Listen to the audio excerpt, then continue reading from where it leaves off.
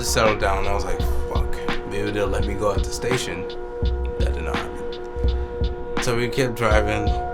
Actually, it was like 5 minutes. Because the precinct's like right on the block. So it took like a back way, pulled out, went down to the precinct, and then we got out, and they moved us into the building.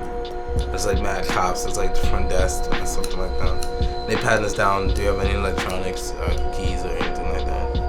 I'm like, no. Like, I don't even do anything, so why am I here? So I keep telling them that, and then they just put me in a cell, like, it feels like it was in like the back abandoned part of the precinct. It was a cell, then wall, and cell, wall. Yeah. And then the front of the cell's like, you can't see anything. Like, they put you in this tight corridor with the cells.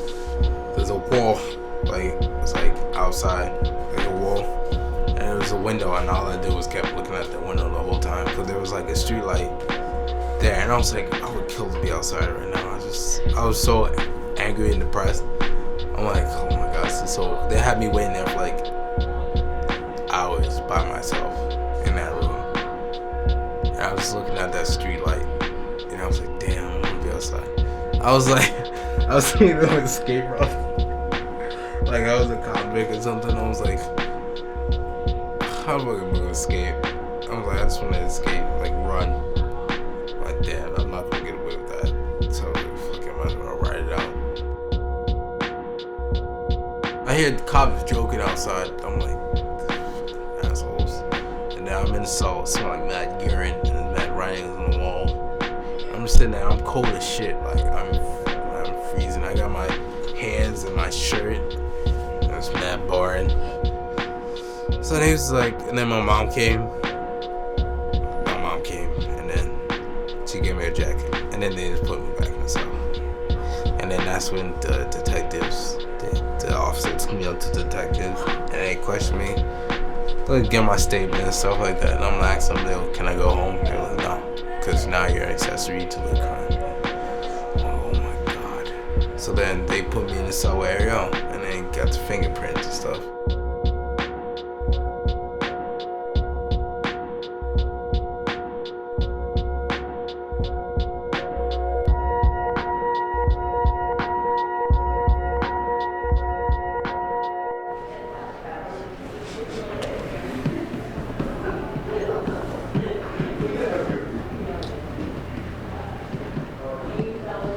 Part of the issue is that I think it's particularly sensitive when it's a younger gentleman, right. Because for as much as control his mom might want to have, it's Luther's the one who's telling me what to do. Right. So I'm gonna have some private conversations with him about how we should go forward. But before that, I'm just meeting up with the person. Yeah. So I don't want to be rude, but I'm gonna kind of couch you guys for now, and we're gonna talk. And go from there. I understand that's his mom's. Wait, can I tell my mom what you said? You can tell whoever you want anything. We're gonna talk about. We're gonna talk about what top secret, what your privacy concerns are. But as an attorney, I represent you and not your mom. And because you're charged as an adult, you don't need your mom's consent for anything. In terms of our relationship, and I can't do what his mom wants me to do with this case. It's the easy way back. For better or worse, you're treated as an adult in this system. So if take a real broad hypothetical, if they're saying, if they're offering probation, let's say, and his mom thinks that's a great idea because what he needs is structure in his life or something, and I say, well, no, actually, I think we can get this case dismissed if we wait, 2 weeks. I'm not going to take probation because his mom thinks, that he needs structure in his life. Right, of course, yeah. Because you're a young man, I don't want to assume that you've had. I don't want you to feel like anything's taken away from you. I don't know how to stress this anymore, but his mom really can't tell him how to do this.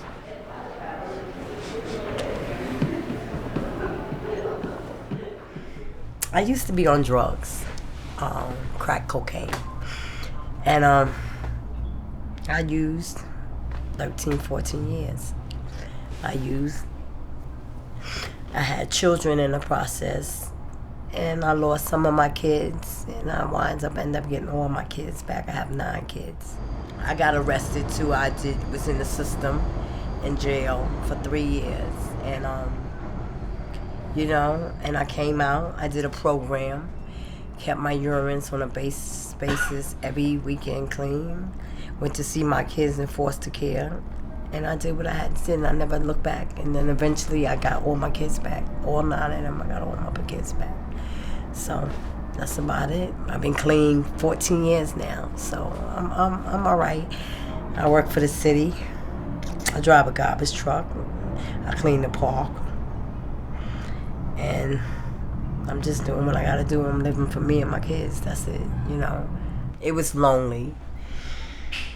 It was scary. But I did my time. I got my parenting skills. I got a job. I worked in the laundry and the bakery. Missing my kids was on my mind terribly, because I know that all the brothers and sisters I have no sisters, I have brothers. Nobody really couldn't take care of my kids, so I had to get home to them.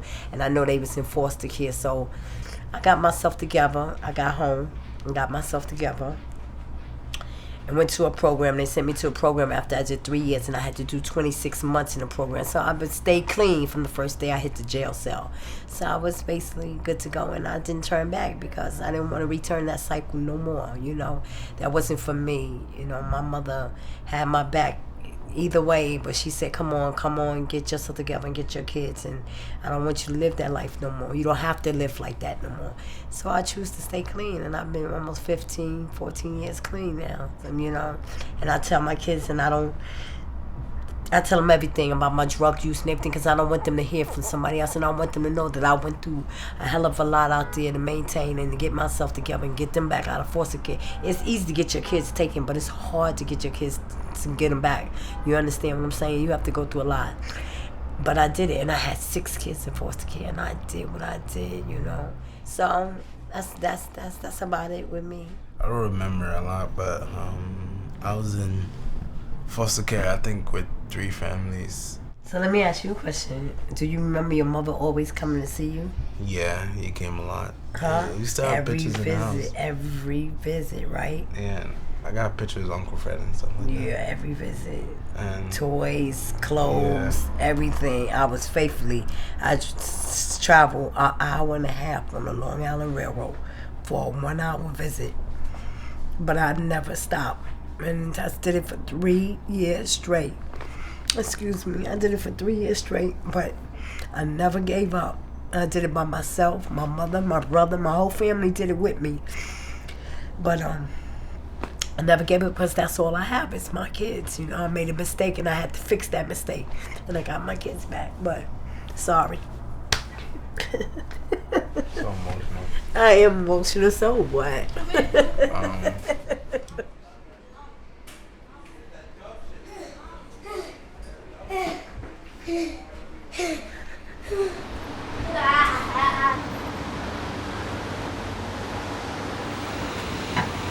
The question becomes, can he execute that in terms of public policy as opposed to just...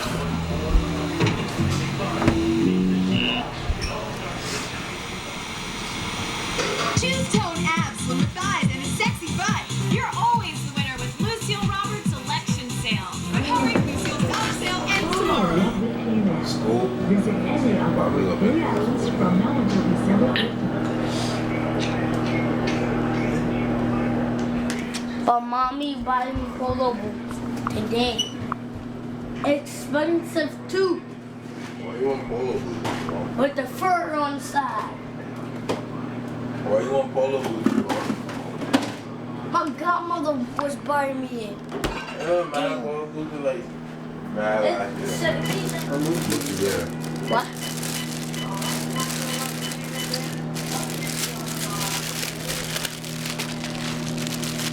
Let's open this. Yo, Dad. I'm going to court today, so. I got 9. You need to, yeah, I'm going to like 9, I think.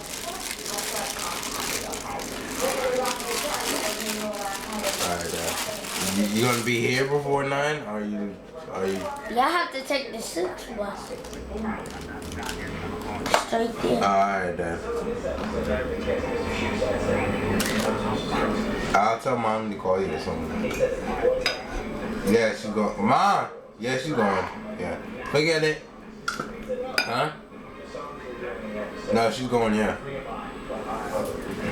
Alright, cool. Come on, let's go eat. Miss Earl. Come on, because we gotta go. Trying to do something. Come on, baby, I gotta take you to school.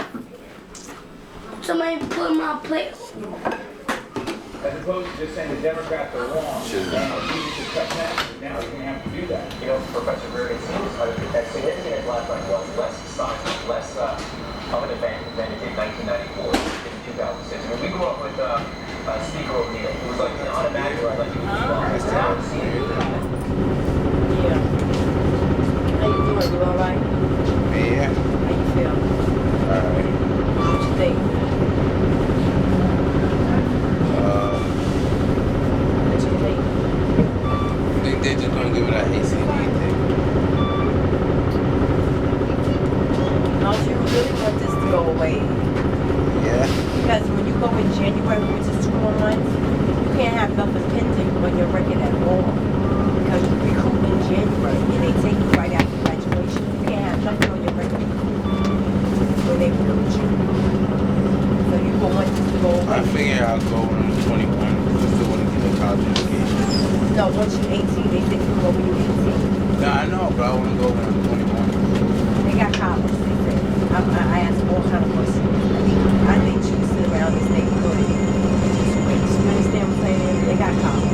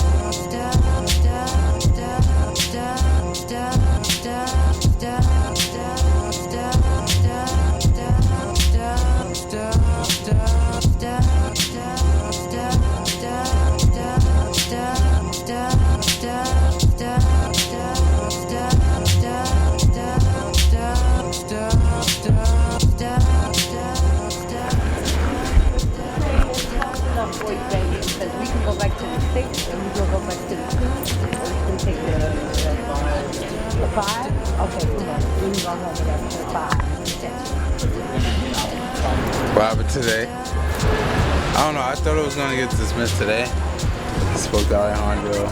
They just told me that I gotta like get a new court date, and that's about it. That's really what he told me.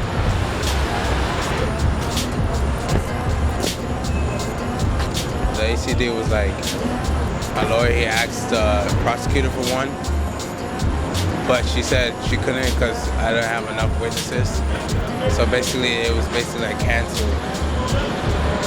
So then I have to get another court date.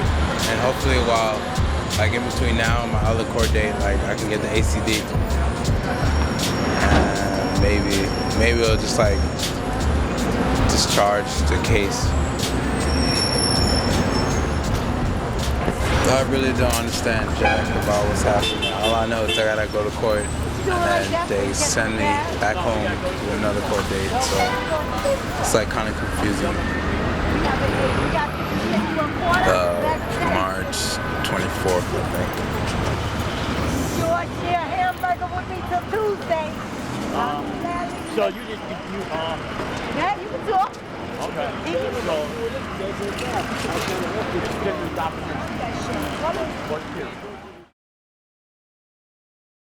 Muhammad was in the living room making a whole lot of ruckus, like, oh, Ariel's right downstairs. Oh, I'm about to go.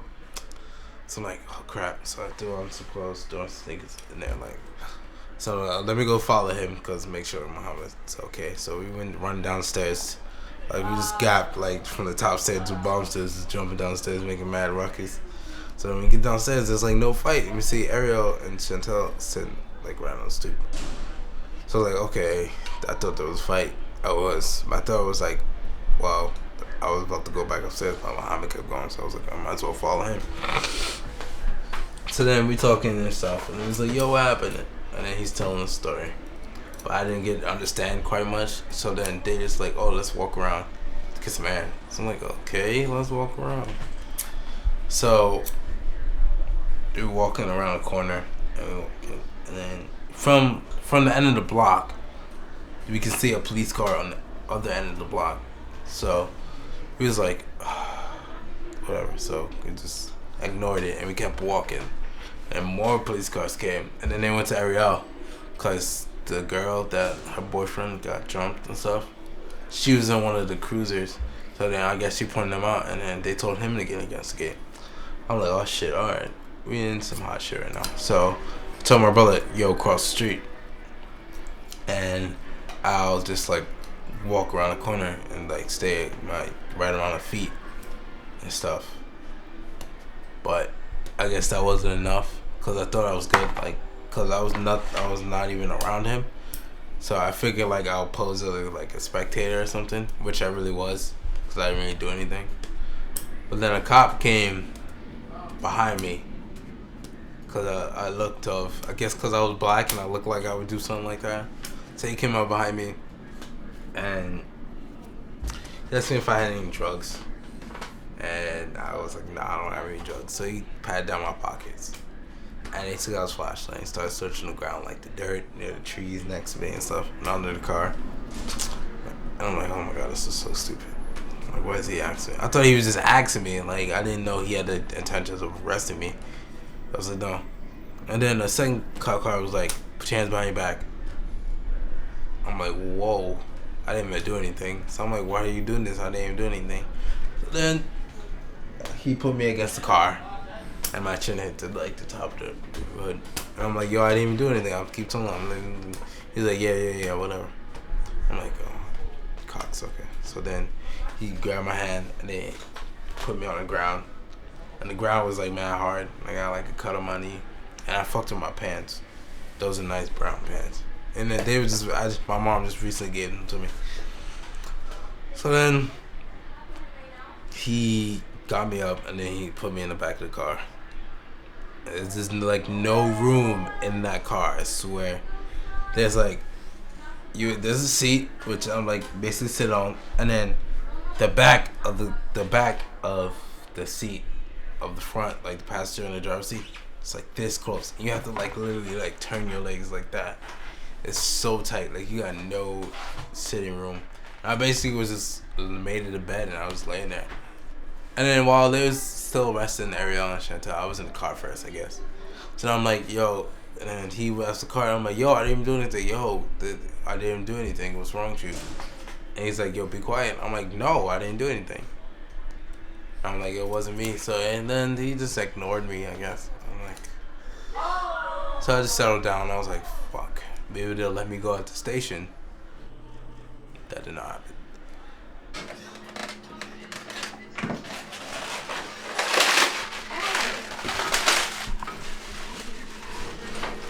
Well, it's down before America, right? Oh, that's right. I didn't know. So then this weekend, it's a Memorial weekend, and next weekend it'll be in America. I don't know last time was a ballroom, right? It's 30 eggs. The talking and you're not stirring. Yes, I am. You want a sandwich or you just want the bacon and egg? Just bread then. Oh, cool. Sit down and eat. Take that thing off your head. No. Okay. Wait a minute. Watch your breath. Hold on.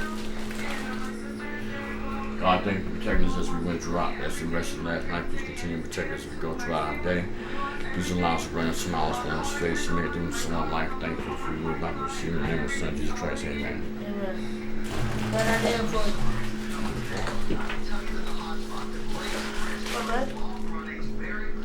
Tastes good to me. Cause you made that. everything tastes good to me. Huh? Cause you made that. So that makes them don't mean it tastes good. Actually, I don't think that's. You would think it would taste good. What is that? You would think it would taste good because you're cooking. I made this bacon. Just like nobody thinks They their don't child. look good. Just like nobody thinks their child is ugly. Same thing. You don't have no class at 8:50? No. It's walking cool. And I just sit there and wait until third period starts. Okay. You know, it better be earlier than me.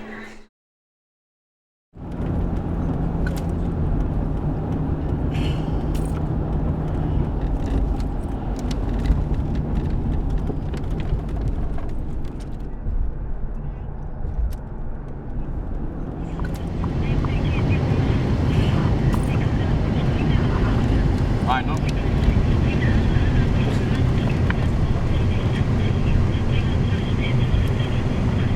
Alright, you can have them pack their stuff and I'll come and get them.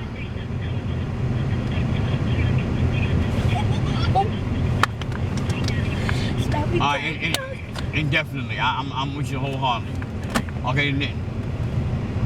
She said they're gonna pack their stuff, they're gonna come live with me. I pride myself on having a pretty good relationship with my children. There could be something going on in the home. I really don't know. What's at stake for Mouse is that he has to go to summer school. It's just about getting him back, see what's going on with him and putting him back on track. I'm really.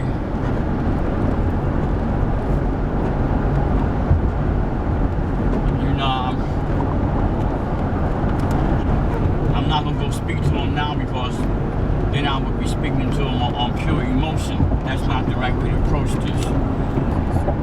Oh boy.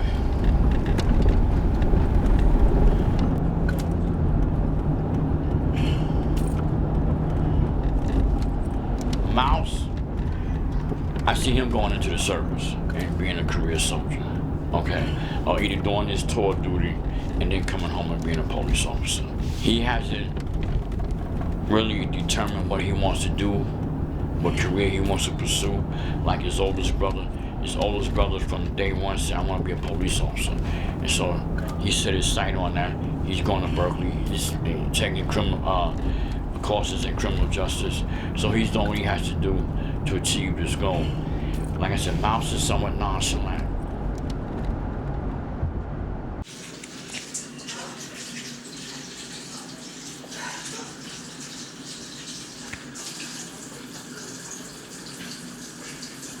Father's real strict on him now. He do what I can't do because I can't keep taking off work to go check on him. I try to tell him go to school and I leave 5:45 in the morning. You understand? And I call and make sure they are. If they go to school, they go to school. They tell me I try to take their word for it. But if they don't go to school, what can I do? He was recording. I know, I'm cool. I want him to have a life. I want him to be a man, you understand? Because if he don't, he'll be swallowed up around here, and that's not good, okay? None of his friends is doing nothing for themselves. I want Mouse to do something for himself because he's real smart. He's a smart kid. He's real good with his hands. So I want him to do something with himself.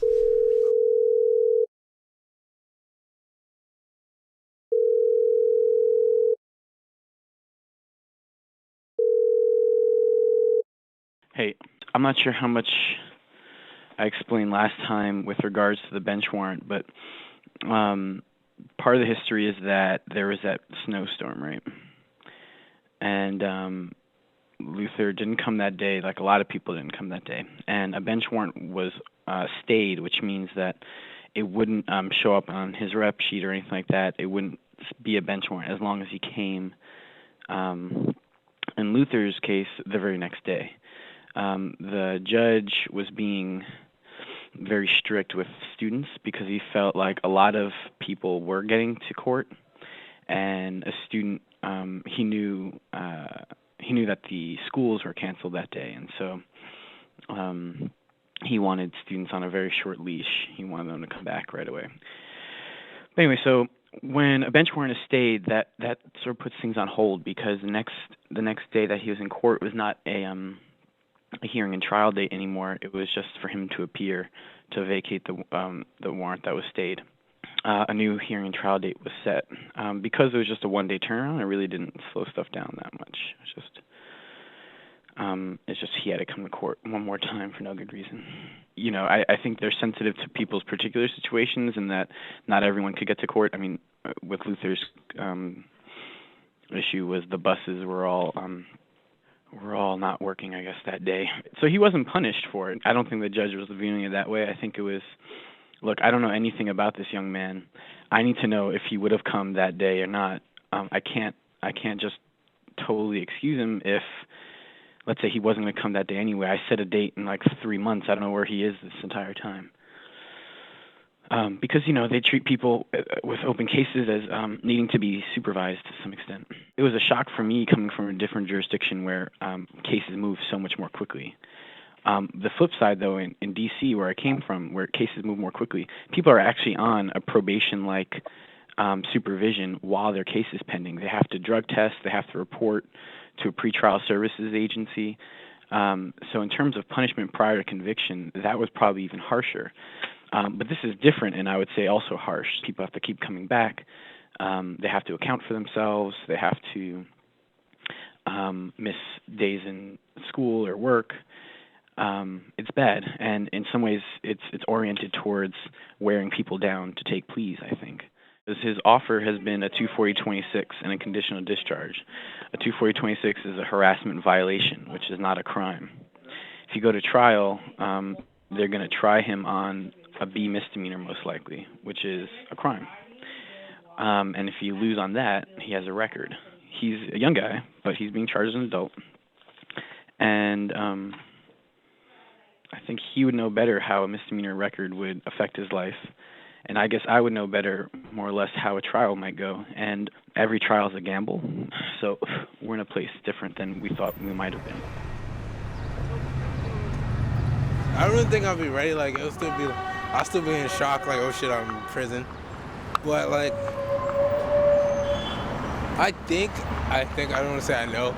Sound like a badass, but I think I'll be able to hold my own, I guess. It's like, because Ariel has been to prison before. He went to prison when he was like 16 or something, I think 15. And he was like, all you gotta do is like, just like mind your business, not get into anything. And just like hold your own and stuff like that. I take a lot of prison advice to the heart, just in case I ever go to prison.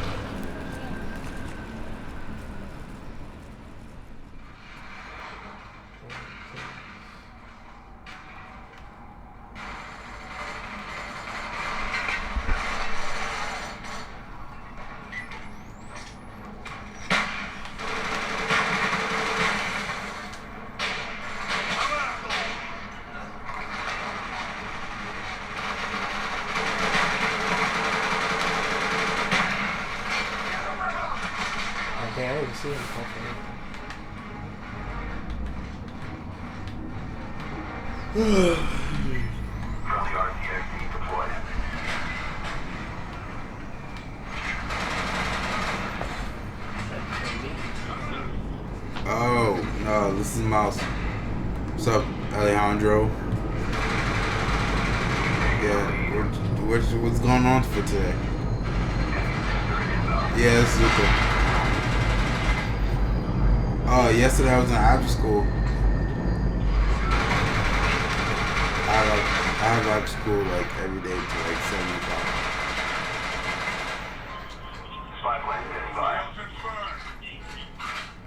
Yeah. Friendly flashlight inbound. He called me. How you just gonna run in Direction. Show us where you want it.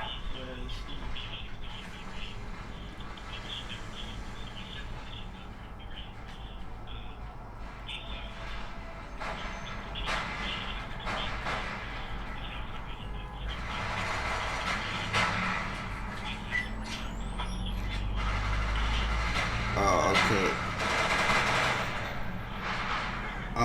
I didn't get anything you just said, but I'm gonna take it as you know what you're doing.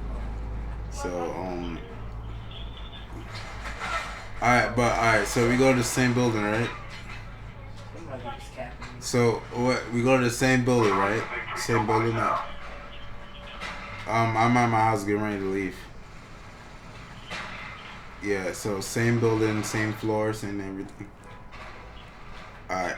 Yeah, we dead covering this place, so you know, like, Yeah.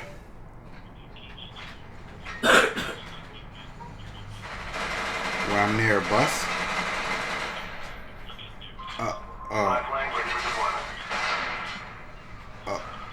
Alright, gotcha.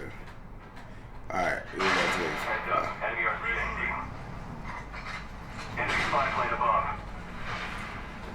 Alright, come on guys, let's depart Jay. What did he say? Napalm strike all the way. Hey, he said he called the prosecutor or something.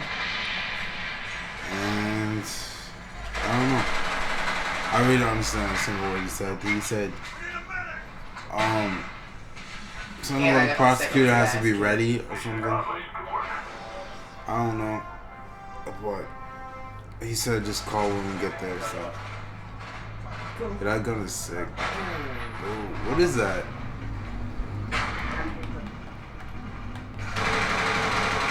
Taking the lead. Enemy SAM turret inbound. I'm out. I don't really think my case affects anyone else as of now. Like, as of now, it's just like, oh, Mounts has a court date, he'll go back and stuff like that. But, like, say something bad happens, like, if whatever the motion doesn't go through or anything like that, and I happen to do, like, get, like, maybe 3 months in jail, then I think it will affect people, because then, like, if my brother, like, if I wasn't in a situation, my other brother was in a situation, I would wonder, like, oh, it's like, what's happening now? What's going on? Because I would want to know if my brother's gonna like go to jail or something like that. But I told them I usually keep their heads positive and stuff, so they don't have to worry about it. That's why they're worried about it now. Like, if they ask me, oh yeah, when's your court date? What do you think's gonna happen? No, you know, I'm just gonna get dismissed and stuff like that. And they're like, okay, they can go, because I don't want them to worry about like what I have to go through and shit. Like, let that bother them. I feel like they're not, I wouldn't say they're not old enough, like, to know what they're going on, but they wouldn't understand. Like, so I wouldn't trouble their heads with that. Like, I didn't do anything, but they say I did something, and then I might go to jail, like Muti or Ethan or something like that. And the baby will get it, but I don't want them worrying about that. Because then, like, I don't want, in like a couple of days, like, just crying, oh, blah, blah, blah, my brother's going to jail, and then I feel like that's my fault because I told him. But I don't really think, I don't want to think that I'm not gonna share like jail time or anything like that. But you never know. Stuff happens.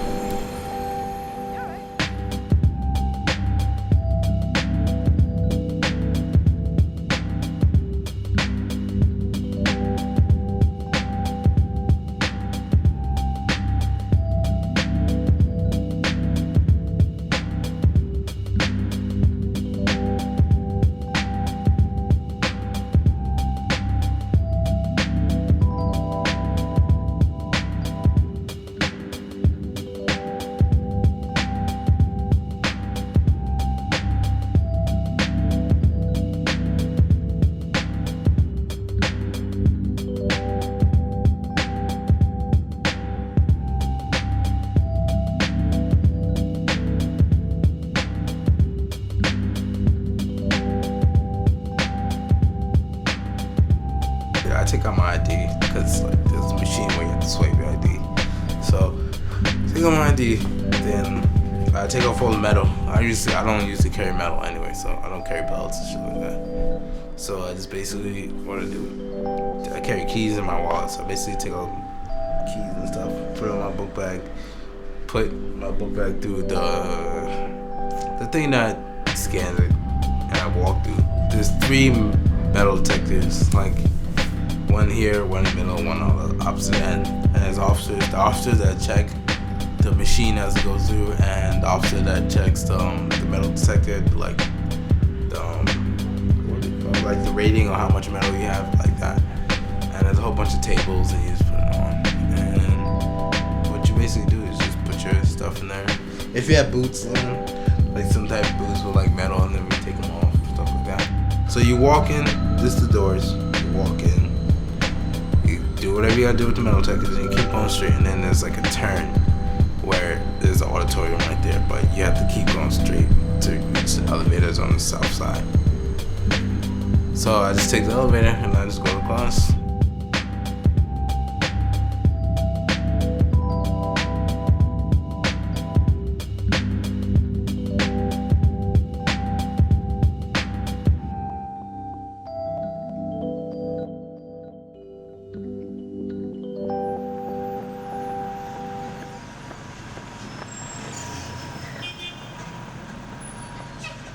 I didn't know what was what. I was young and I was scared, honestly.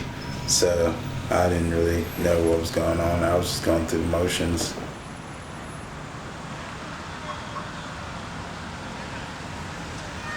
Hopefully nothing would come out of it that would be bad. And going through court, you know, it kind of scared me every time I went through it because I didn't know what would happen. Most of my family, they've been to jail, you know, and they got out, so I didn't really want to experience that at that young of an age. So I was like scared. I was like, damn. The stuff that happened to me, it can still happen anywhere. Like, it can happen. I thought when I was younger, like, I wasn't never going to get arrested. You know, I'm not going to go to jail. You know what I'm saying? But I feel like I can control it now.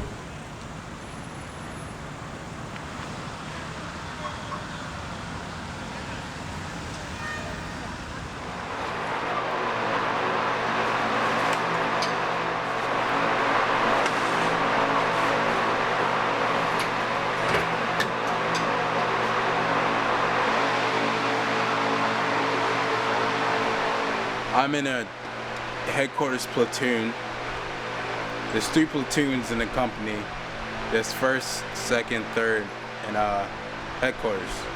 So that's made up a company. A company has a CO, which is commanding officer, and a 1st sergeant. And then you have NCOs, which are E5s and above, which is sergeants, staff sergeants, sergeant 1st class, all the way up to 1st sergeant, and basically they command us soldiers. And our company is part of a battalion, which is made up of 4 companies. It's Alpha Company, Bravo Company, Charlie Company, which I'm in, and HHC, which is not the combat arms jobs, which is like medics and S shops, certain other jobs.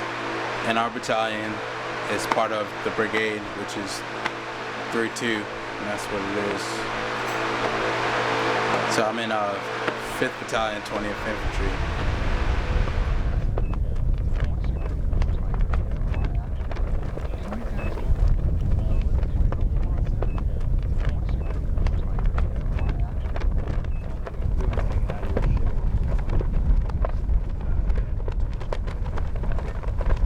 I'm aware that my job is important because if something goes down with the Bravos, which is regular infantry, you know, and they need our help, you know, to say call for fire, you know, it depends on me whether I can help the situation or not, you know, just help out. So it's really important. Depending on where I depending on where I fire, it can either be bad or good. You know, I can destroy the enemy, or I can destroy the friendlies. You know, so it's really precise on where you shoot and how fast you can get the rounds downrange. That can basically save lives. If I make a mistake, if I shoot in the wrong grid, that could potentially be a big problem. You know, so you got to be precise. You got to make sure your elevation is good, your deflection is good, and you got to make sure your bubbles are leveled. Because if you don't, it's a bad day. Because if you're dropping bombs, you know, and you hit the wrong place, then it's just a bad day in general.